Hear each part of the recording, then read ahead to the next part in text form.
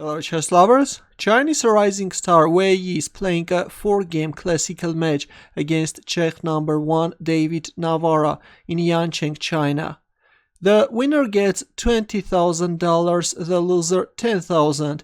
This is the first game from that match. Wei Yi is playing with the white pieces and he started with e4, c6 by Navara, Caro-Kann defense, d4, d5, e5, advanced variation, bishop f5, knight d2, e6, knight b3, knight d7, knight f3, a6, controlling the b5 square, not allowing any possible bishop b5 moves because black is preparing c5, bishop e2, and there it goes c5, c3, strengthening the pawn on d4, h6, at some point black can place the bishop on h7 square, d takes c5, bishop takes c5, knight takes c5, knight takes c5, bishop e3, rook c8, white castles kingside, knight e7, knight d4, and black is also castling kingside.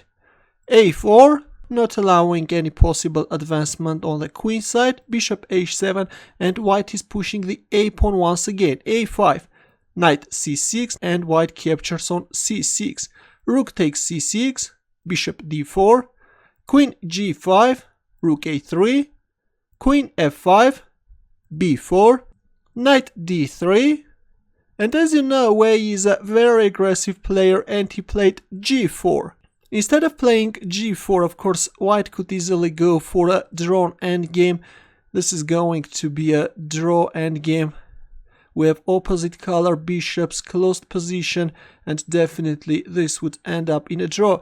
But after knight d3, Wei Yi played g4. Of course, he's playing with the white pieces and he's trying to create some problems for black.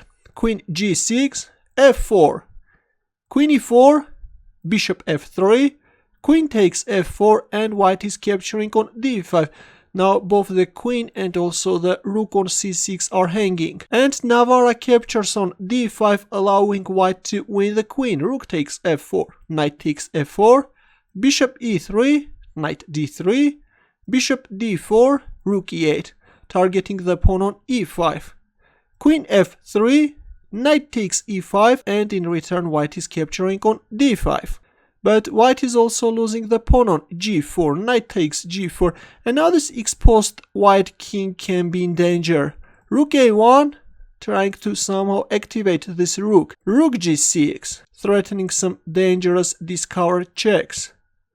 Queen takes b7, knight e3 check, king f2.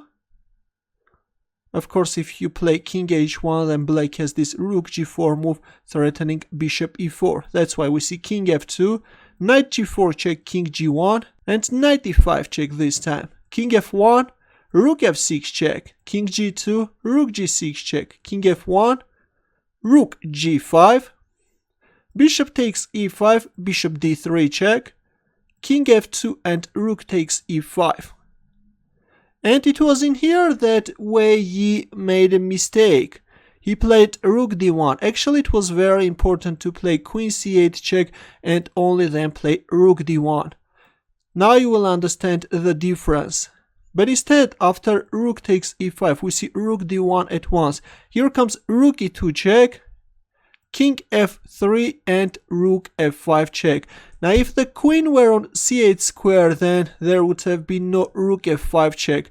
Let's have a look at the variation when the queen is on c8 square. Here. Now if rook f5, then white can capture on f5 and then on e2.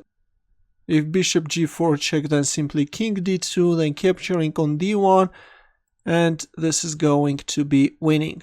But instead, after rook takes e5, we see rook d1 at once. Here comes rook e2 check, king f3, rook f5 check, king g4, h5 check, and Wei Yi resigned.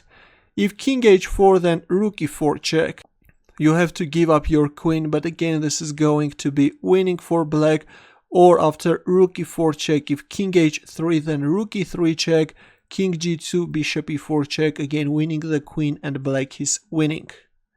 Your comments and questions, please. I hope that you enjoyed this game. Waiting for your comments and questions. good luck.